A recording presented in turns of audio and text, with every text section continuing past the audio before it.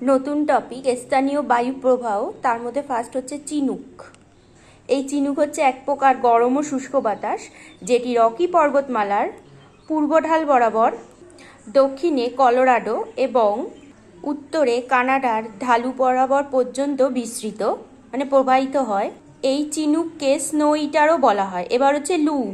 এই লু হচ্ছে উত্তর ভারতের এক প্রকার শুষ্ক বাতাস ও উষ্ণ, যেটি উত্তর পশ্চিম ও পশ্চিম থেকে পূর্বে প্রবাহিত হয়।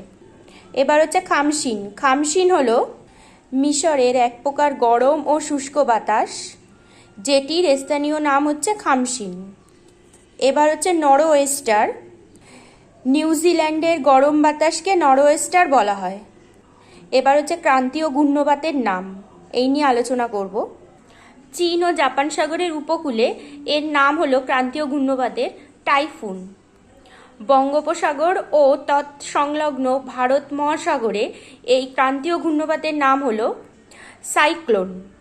ফিলিপাইন দ্বীপপুঞ্জে এর নাম হচ্ছে ব্যাগিও। ক্যারিবিয়ান সাগর ও তার উপকূলবর্তী অঞ্চলে এর নাম হচ্ছে হ্যারিকেন। এবার হচ্ছে মার্কিন যুক্তরাষ্ট্রের মধ্য ও দক্ষিণ অংশে এর নাম হচ্ছে টর্নেডো। এবার হচ্ছে অস্ট্রেলিয়ার উত্তর উপকূলে এর নাম হচ্ছে উইলি উইলি। এবার হচ্ছে দক্ষিণ জাপান ও তাইওয়ান উপকূলে এখানে এই ক্রান্তীয় ঘূর্ণবাতের নাম হলো তাইফু। এবার হচ্ছে মার্কিন যুক্তরাষ্ট্রের মিসিসিপি ভ্যালিতে এর নাম হচ্ছে টুইস্টার।